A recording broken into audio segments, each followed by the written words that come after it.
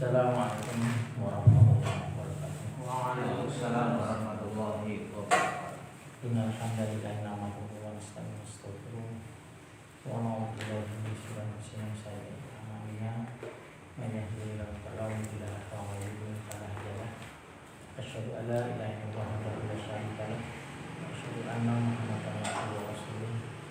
Allahumma shalli ala Muhammad wa ala alihi wa sahbihi wa man tabi'ahum bi ihsan ila yaumil din.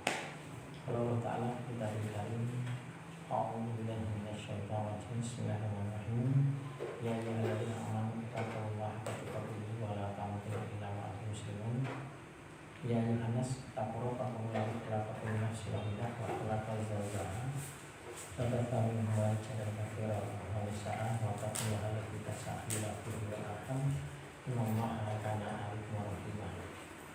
Ya ayyuhalladzina amanu taqullaha wa qulu sadida bismillakum a'lakum wa yaghfir lakum dhunubakum wa man yuti'illaha wa rasulahu faqad faza fawzan 'azima. Inna asdaqal hadits kitabullah wa khairul hadi hadi Rasulullah.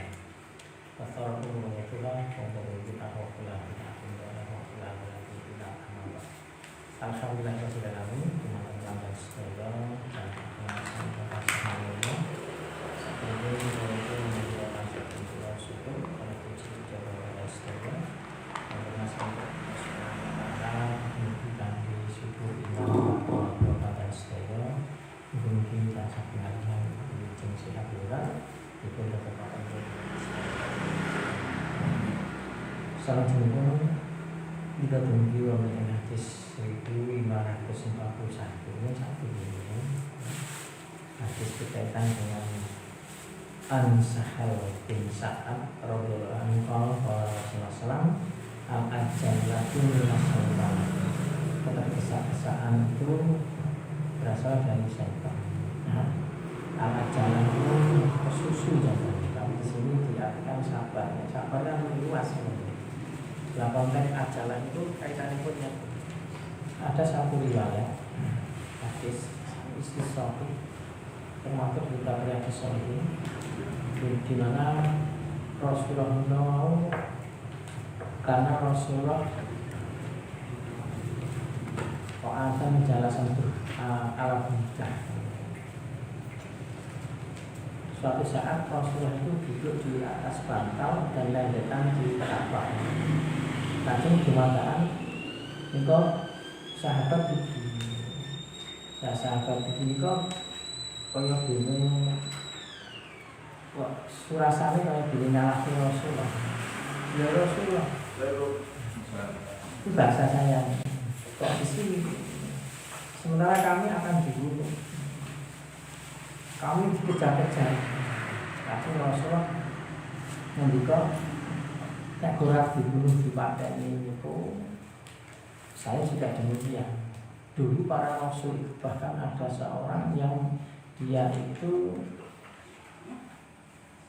digergaji kepalanya, kemudian dipotong, dibunuh, tapi dia tidak meninggalkan dari anaknya.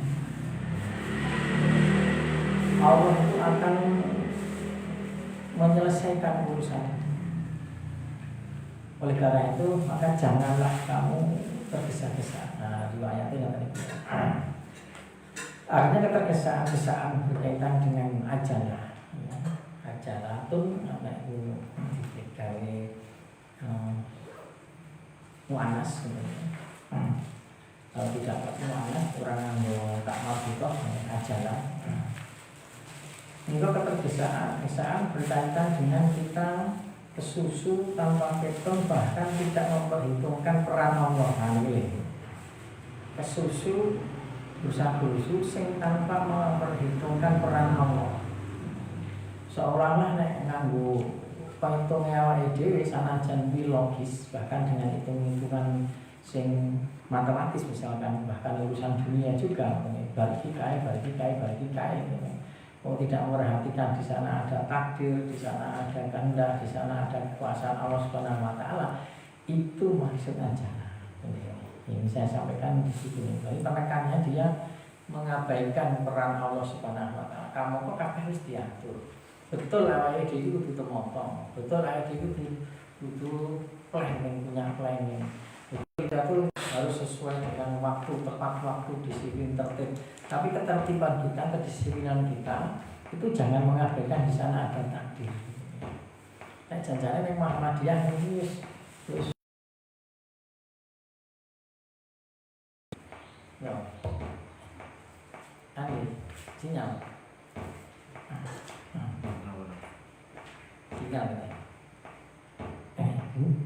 terus kalau di Muhammadiyah itu wah terus kurang gini kurang pengalaman kalau ini Muhammadiyah. Nah Muhammadiyah itu relatif berhasil karena orang-orangnya itu dipahamkan, ketertiban digalakkan, kedisiplinan digalakkan, bahkan dianjurkan, itu diyok-yok. Tapi yang namanya kita tidak bisa lepas dari keadaan kenyataan realita, tidak lepas dari realita itu juga dilengganani, bisa melengganani. Itu jadi budaya di Muhammadiyah itu sangat humanisme jadinya katanya. Artinya begini, ada orang yang karena kurang tertib sedikit misalkan, kurang ngaji, kurang disiplin sedikit, dunia sudah diancam. Itu masalah berperkara hubungan, ancamannya sudah atau hubungan antar kita sesama ngaji ini orang tekor terus ditandang sanksi bahkan sanksi yang tidak berkaitan dengan organisasi, bahkan sosok sanksinya kemanusiaan dikucilkan dan sebagainya. Kalau di Muhammadiyah kan wah pengaturannya gede banget, bahkan sosok laporan kurangnya ramah masalah walaupun nanti tetap dituntut. Nah maksudnya seperti itu. Tetapi orang-orangnya disiplin. Jadi di Muhammadiyah itu munculnya rasa kedisiplinan, ketertiban itu muncul karena atas dasar kesadaran, termasuk AED berjamaah. AED berjamaah ini kan atas dasar kesadaran. Kita saling kerjasama, kita saling tolong-menolong, dan saling kita mengikatkan diri dalam rangka. Ini kan karena ikatan kesadaran, karena persaudaraan, bukan karena ikatan struktural dengan ancaman dan sebagainya. Ini yang tumbuh atas dasar kesadaran, keikhlasan, ini yang paling penting. Ajalah itu di sana. Semua pakai planning di Muhammadiyah, semua pakai planning, bahkan terprogram, bahkan terdokumentasi. Sana jangan terdokumentasi, terprogram. Yo, sing meleset oke. Itu pun pakai evaluasi. Zaman sekarang, zaman Pak Iska ini sudah pakai KPI. Nganggo indeks barang, performa barang misalnya tadi. Itu pun sing meleset piro. Tapi sekali lagi ketika evaluasi ya hanya evaluasi itu diberi semangat lagi. Sing nang isor ya semangat dengan sendirinya karena tanggung jawab kepada Allah. Itu maksudnya ajalah itu. Jadi orang ajalah sakit kemudian kalau ada kurang sedikit kemudian sanksinya melebihi daripada kesalahannya. Mesti kita harus begitu.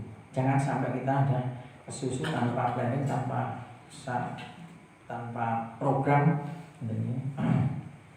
terus alon-alon waton kelakon tanpa ada keberusahaan, yang dipersalahkan di situ.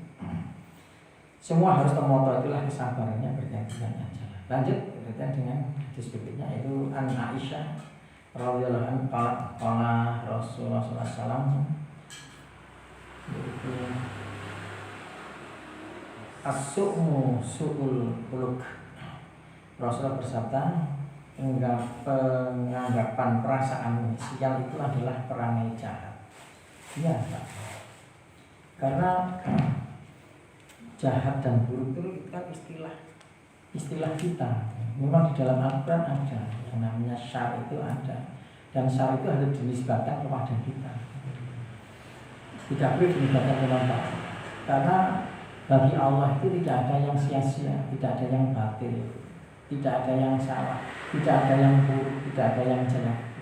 Bahkan Allah itu mengambil salah satu manusia yang tanpa sebab, tanpa ada apa-apa diambil nyawanya, itu tidak salah. Bahkan harta numpuk diusahakan dengan yang royo-royo, royo-royo gula numpuk bondo sesaat kemudian hilang itu bagi Allah tidak salah. Nah awal ide kan kita disalahkan. Ane merusak barang mesti dipotong apik-apik orang gacek ke sing rekoso piye bangun dan sebagainya, tiba-tiba tanpa ada masalah kemudian kita menghancurkan, ini kan kita dibersalah. Itu konteksnya kalau makhluk begitu, bagi Allah tidak ada yang jelek. Maka ketika itu kepada Allah Subhanahu wa taala harus selalu husnudzon. Di sana ada hikmah selalu karena Allah Maha Kuasa. Rabbana makhlaka hadza batin subhanaka fa'ina adzabannar. Jadi semua baik. Nah, perasaan sial itu bagi kita ketika kita kembalikan kepada Allah Subhanahu wa taala, Allah itu selalu baik, maka apa yang menimpa kepada kita sanajan di istilah itu buruk, sakit misalkan. Sakit itu kalau kita kembalikan kepada Allah kan bukan keburukan. Kalau kita kembalinya kepada Allah, tapi kalau kembalinya kepada manusia ya aku ora sehat, aku ngomong, aku dan seterusnya. Lah kowe ora menjaga kesehatan dadine kowe lara. Kok kowe lara lambung? Kowe mangane telat iki kowe salah. Nek kaitannya dengan manusia, ini nek dihubungi dengan Allah, masyaallah. Allah kenapa memberikan kita sakit? Hari ini sakitnya didelok carane ngono kok janjane ya ora apa kok eneng lara utawa justru iki apa ya dadak mangan tape mare dadi lara weteng lah. Mangan tape itu kemudian dikaitkan dengan Allah, tape ini bagaimana dan sebagainya. Kok mangan tape itu aku delengke kan. Semua dicari hikmah. Setiap peristiwa itu pasti ada hikmah. Amin. Maka kita jangan sampai merasa sial. Bahkan itu dikatakan buruk sekalipun oleh kategori manusia. Kalau kita kembalikan kepada Allah, di sana ada hikmah yang luar biasa. Ada hikmah yang luar biasa. Intinya hikmah itu adalah bagaimana kita itu bisa memahami tentang keberadaan Allah dan keberadaan kita sebagai makhluk, terus menyembah kepada Allah Subhanahu wa taala, terus kita diselamatkan oleh Allah Subhanahu wa taala dunia akhirat itu. Jadi sehingga sial itu adalah perangai jahat.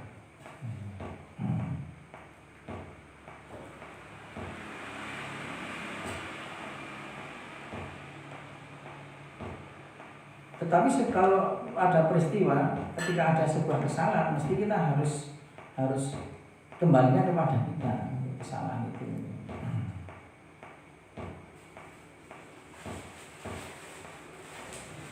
Hadis ini sanadnya dong.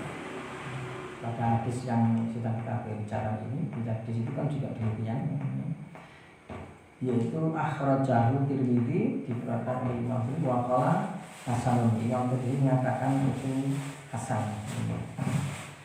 Oleh Al-Iraqi berkata hadis ini diriwayatkan oleh Imam Ahmad dari Aisyah, juga diriwayatkan dari Abu Dawud dari Ar-Rafi Al-Makif, tetapi keduanya tidaklah sahih keterangan dari yang di atas tadi. Itu wajar yang sedang kita pelajari kitab ini. Di dalamnya sangatnya terdapat kelemahan. Sementara Makif adalah seorang sahabat yang menyaksikan Al-Hudaybiyah dan ikut Fatu Mekah. Jadi sahabat yang mengalami peristiwa-peristiwa fenomena sejarah yang monumental itu mempunyai kedudukan kemuliaan tersendiri, terutama Badar, perang Badar, perang Uhud.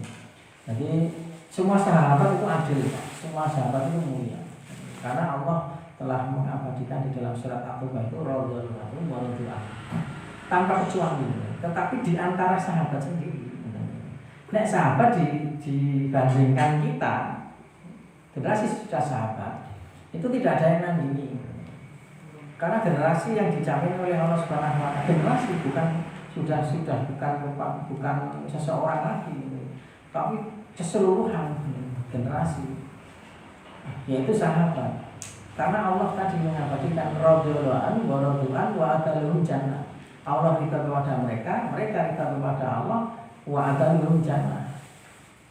Dan Allah menyediakan atau menjanjikan kepada orang yang diridhai tadi, yaitu al-jannah. Siapa? As-sabiquna al-awwalun minal muhajirin wal ansar. Dan termasuk kalau kita tidak bagian daripada sahabat, maka alladzina ittaba'uhum, dan orang-orang yang mengikuti mereka, yaitu As-sabiqunal awwalun tadi minal muhajirin wal ansar waladina ittaba'u bi ihsan, dengan cara yang baik untuk mereka itu juga akan mendapatkan ridho.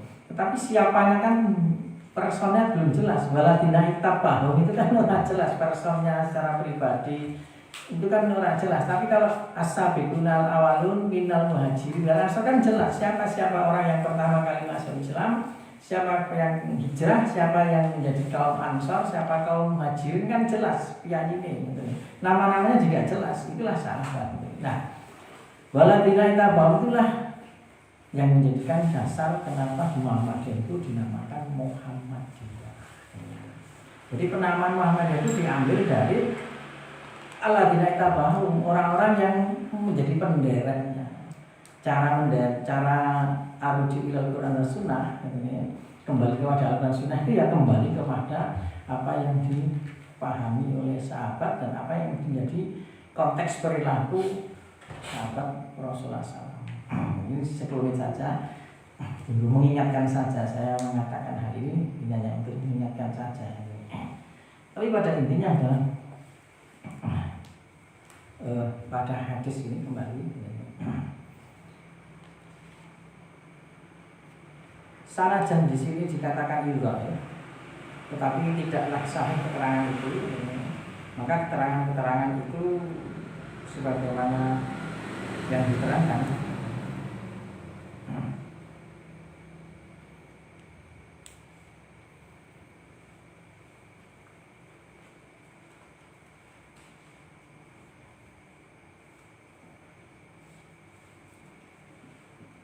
Hadis si al itu habis senapnya kelemahan.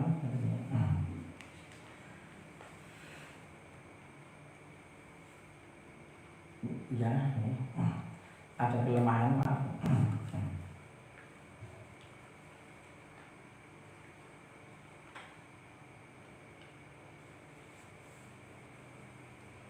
Maaf saya membaca tadi.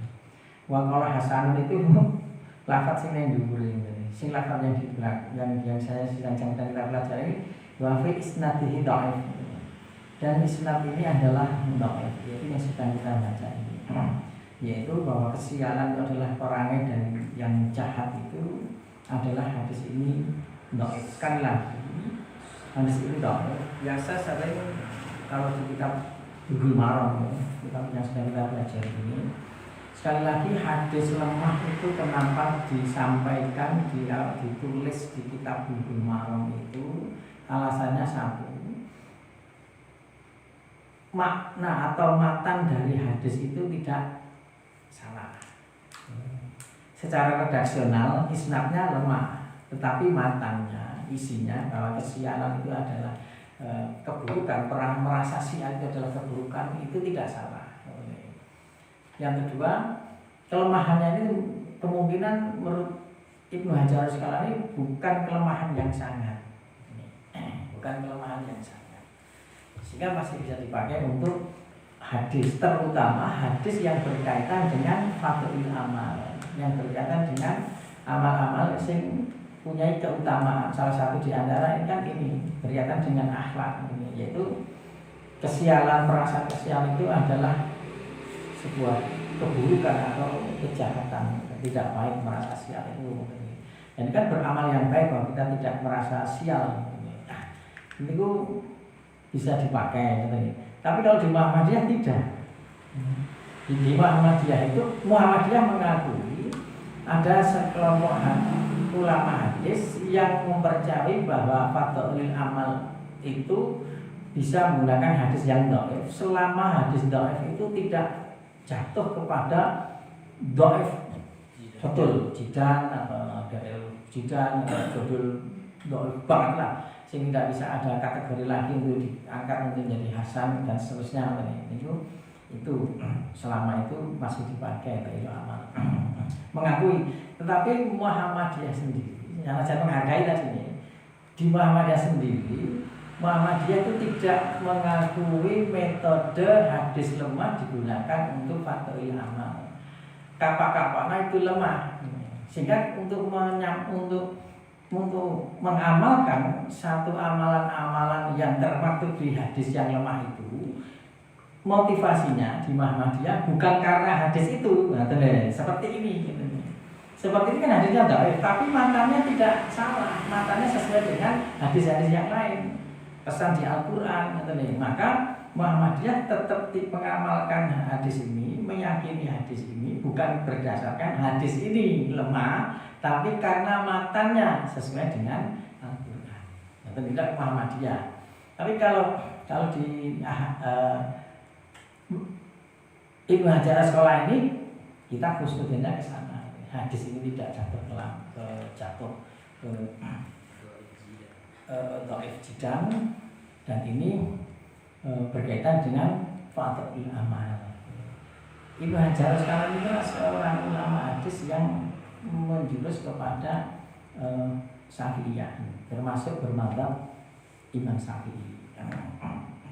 Inilah kelebihan di Muhammadiyah. Sanajan ini bermadzhab Syafi'i ya dipelajari, tetapi Muhammadiyah tidak. Sekali lagi, ketika Muhammadiyah memberikan komentar kepada hadis ini bukan berarti kemudian Muhammadiyah lebih pintar dari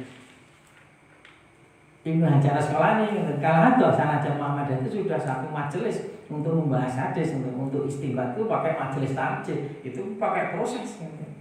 Karena sudah sistem di Muhammadiyah untuk proses untuk sebuah fatwa itu tidak langsung berpikir sesuk fatwa, tidak. Ya kalau urgensi berkaitan dengan hal-hal yang urgent di Suara Muhammadiyah saya jawab yang itu terbitnya 15 hari yang sekali, itu kan butuh, itu pun rapat.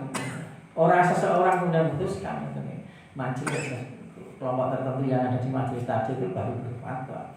Untuk masalah itu kemudian menjadi fatwa yang lebih tingkatnya lebih tinggi lagi lewat munas, lewat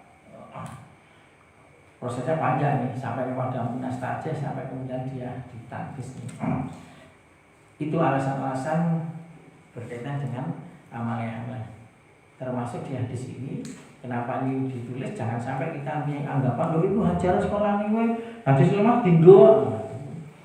Karena Ibnu Hajar Asqalani di kitab-kitabnya yang berkaitan dengan ilmu hadis, mustalahul hadis, ya, banyak sekali kitab-kitab Ibnu Hajar Asqalani itu berkaitan dengan hadis, dan itu menjadi rujukan para imam hadis zaman sekarang ini. Misalkan kitab Targhib wa Tarhib, Rijalul Hadis, Lisanul Mizan, Fathul Bari, yang Jahar wa Ta'dil Adura Kaminah, terus dan masih banyak lagi. Itu berkaitan dengan istilah hadis. Di sana tidak memuat tentang bahwa hadis lemah itu bisa dipakai. Kenapa ini ditayangkan tadi? Kita khusus dan husnudonnya ada di kaidah. Maksud penting dari hadis tadi sudah kita sampaikan, tetapi di syarahnya akhlak yang terpuji adalah akhlak dari orang-orang pilihan dari hamba Allah dan orang-orang yang menahan amarahnya dan memaafkan kesalahan orang lain. Itu surat Al-Imran. Sehingga sa'al ila maghfiratin rabbikum wa jannati ardiha samawati wal ardi lil muttaqin alladzina yunfiquna fis sarai wal dharra wal kadhimina al ghaidha wal afina an-nas milik. Itu kan orang-orang yang muhsin, orang-orang yang punya akhlak yang baik. Jadi tidak bisa menahan amarahnya. Ini akhlak terpuji. Kedua, hal inilah yang merupakan puncak seluruh akhlak yang terpuji dan petunjuk akan kebahagiaan dari yang abadi, Rasulullah bersabda, kebaikan itu tercermin dari bagusnya akhlak manusia. Sehingga merasa tercela tadi itu tidak menunjukkan akhlak yang baik. Sehingga kita harus husnudon, lebih-lebih kepada Allah. Jangan sampai kita itu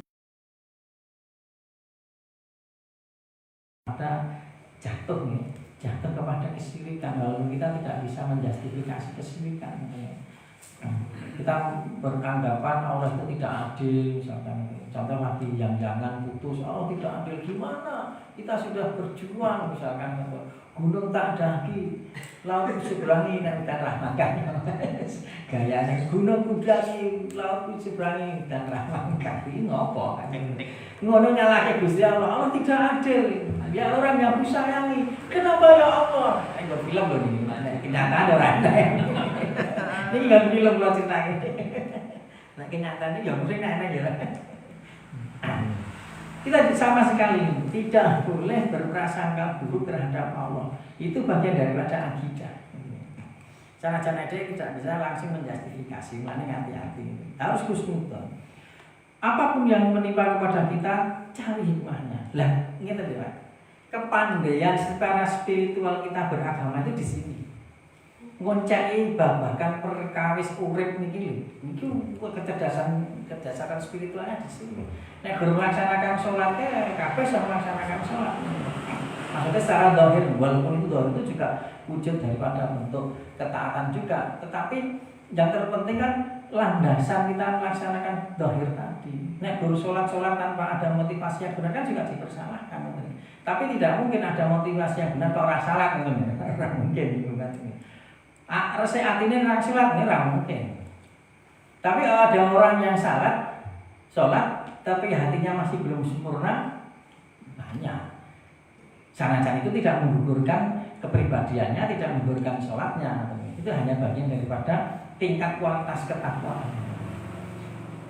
Jadi manusia itu akan memperoleh apa yang dia usahakan itu. Penilaian Allah itu bukan kita dibandingkan dengan apa yang telah diperintahkan Allah secara sempurna. Ketika kita tidak sempurna terus kemudian kita disalahkan terus itu dibatalkan amalia kita, tidak. Allah itu menilai kepada kita ketika Allah memerintahkan kepada kita, menuntunkan kepada kita untuk sempurna, terus kemudian kita nindak lanjuti dawuhipun Allah Subhanahu wa taala, seberapa jauh kita mampu melaksanakan untuk sempurna itu kita. Mulai dibutuhkan kesungguhan. Nah, yang dipersalahkan adalah kalau kita tidak sungguh-sungguh. Nek sungguh-sungguh kita tidak pernah akan diminta pertanggungjawaban di luar kemampuan kita. Kita tidak akan pernah disalahkan oleh Allah, bahkan dihukum karena kita tidak mampu melaksanakan. Sanajan itu perintahnya Allah adalah total.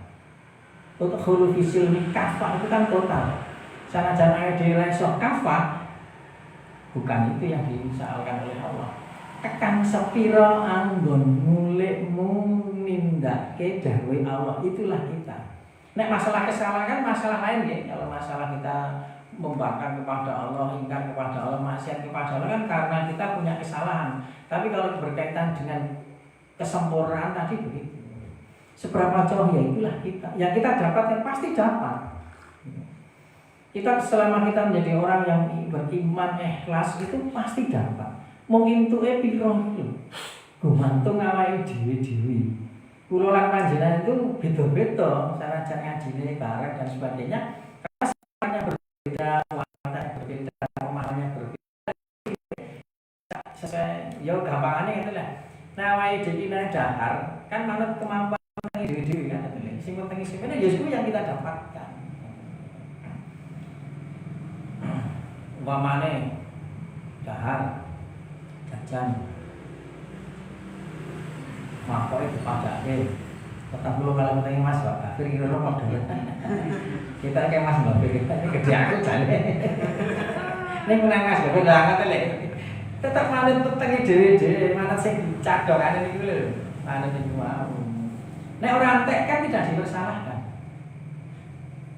kan. Kalau kita belajar di Riyadhus Shalihin awake dhewe dahar niku harus entek. Ini simbolisasi saja, harusnya entek. Dan ukurannya bahwa kita makan itu bukan orang tanduk piro.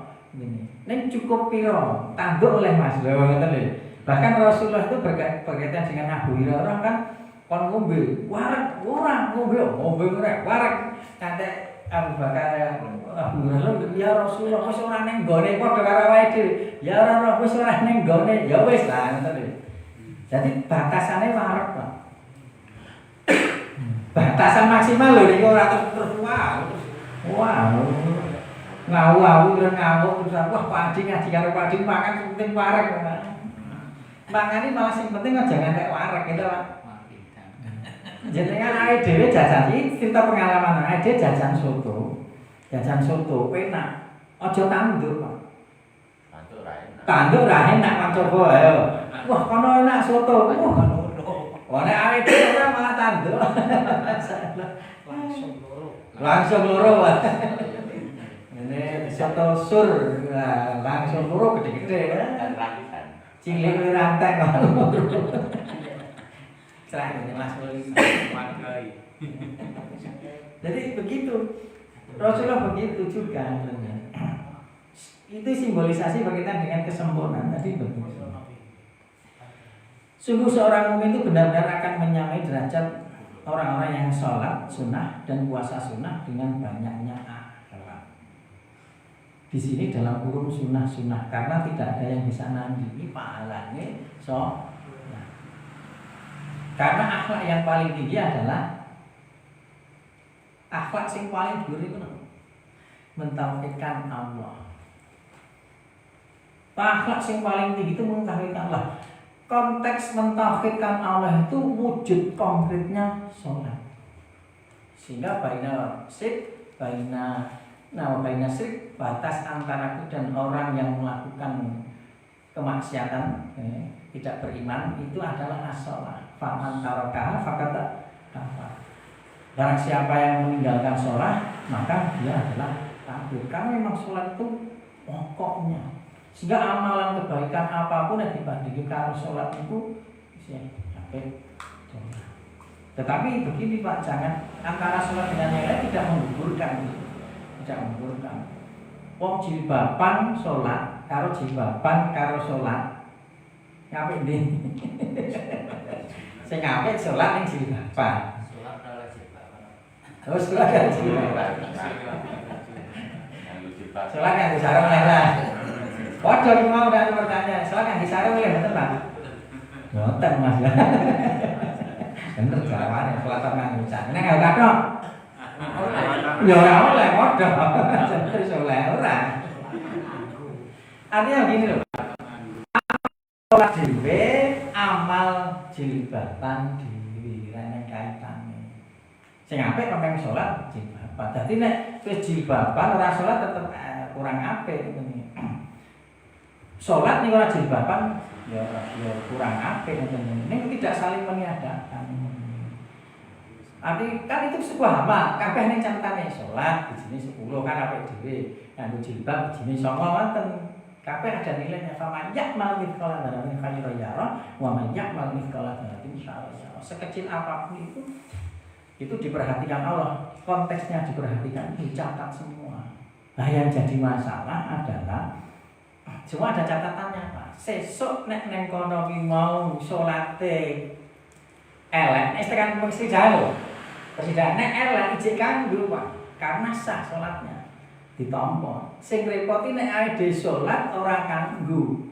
Iki amal iki ra kanggo Pak. Sanajane ning catatane nek salate ora ditampa. Nek isih muslim karena seminim-minim muslim itu adalah man qala anta syahada ilaha illallah wa anna muhammadan abduhu wa rasul yadkhulul jannah. Siapa wong yang ngucap kalimat la ilaha illallah muhammadan abduhu wa rasul asal ini maka dipelihara, dijaga, dimauhum wa dima darah dan wa malukum hartanya. Harta artinya hak asasinya dijaga. Karena dia sudah mengucapkan kalimat la ilaha illallah kemudian yadkhulul jannah dimasukkan surga. Mau surga karena surga ini karena menyembah kepada Allah Subhanahu wa taala dengan keimanan. Dene ra salat, kalau ra salat itu karena keyakinan itu jadi salat itu bukan bagian daripada syariat Islam, ora salat ra apa-apa, kafir. Nek tapi kalau mempercayai dan meyakini kudune salat kusik. Salatnya kusik ning ngakoni salat ning penak banget ngono kuwi. Yang sholat dosa amalannya kabeh lah kanggo wae. Nek jek sholatnya ditampa lah amalannya nek ning catetane gak itu pahalane pira.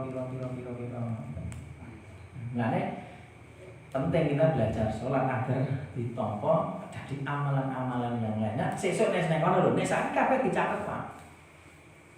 Kabeh dicatet sak amalan kula panjenengan kabeh dicatet dari nanti di persidangan Allah Subhanahu wa taala. Keabsahan sholat ini dipertanyakan yang pertama kali. Nah, hati-hati nanti sholat itu penting. Di sini maka dalam kurung di syarahnya di sini adalah akhlak yang itu dibandingkan dengan sholat sunnah masih banyak akhlak ini dengan sholat wajib bisa sampai sholat wajib. Maka akhlak yang baik ini adalah kunci kebahagiaan, kemenangan dan kesuksesan seorang dalam segala urusan-urusan baik di dunia dan di akhirat. Adapun akhlak yang tercela, maka itu akan mendatangkan bencana pada pelakunya dan juga kepada orang-orang yang ada di sekitarnya. Keburukannya, kerusakannya akhlak yang buruk itu adalah dia akan memberikan bencana kepada pelakunya dan sekitarnya. Jadi contoh yang kita maafkan, Allah pada orang yang zina, Allah sudah menjanjikan menjadi saya ini kalau para siapa berlaku kejahatan maka Allah akan membalas, dan balasan itu semisal yang dibesarkan dengan pahala sebesar apa yang dia kerjakan. Artinya setiap di sini menunjukkan amal baik ada balasannya, amal buruk ada balasannya. Zina itu ada hadis ketika ada orang zina maka sekitar daripada 40 rumah sekitar itu tidak mendapatkan rahmat dan barokah. Sing nanggung sapa? Ayo dira nanggung enak to. Sing nak kono. Tak kono dhewe. Kene nanggung resikone nek itu diancam. Selama tidak ada yang mengingatkan. Kalau ada yang mengingatkan, ini zina apa mungkin zina ini cerita-cerita Pak. Perintah banget. Nanti ada hukum wong zina iki angel. Lah aku duwe saksi. Opor zina ini orang lah ngajak wong sikat dhewe to Pak. Nah. Maka harus ada yang mengingatkan lah. Alhamdulillah nek awake dhewe termasuk bagian dari orang yang mengingatkan. Mengingatkan itu amar ma'ruf nahi munkar. Ora kok terus konteksnya mengingatkan aja zina, sapa sing ngerti zina wong diperintah. Cara mengingatkan ya ide amar ma'ruf nahi munkar itu termasuk mengingatkan sehingga tidak pernah dilaknat padahal wong zina kan. Sing zina janjane kan barang dipetani dibuka ngono wah ngalor. Nah di situ kok orang berlaku Pak. Lah sing mengingatkan caranya apa? Ini pengajian, ini pelatihan, ini pendidikan, ini sekolahan. Itu kan bagian daripada amar ajak mengingatkan. Kita kan sudah menyiapkan. Jadi daerah maka kan kesalahan dia, tanggung dia. Kita sudah melaksanakan perintah Allah untuk mengingatkan kan. Dengan cara ya di formalitas tadi, ini majelis taklim, ini forum-forum dan seterusnya. Wow.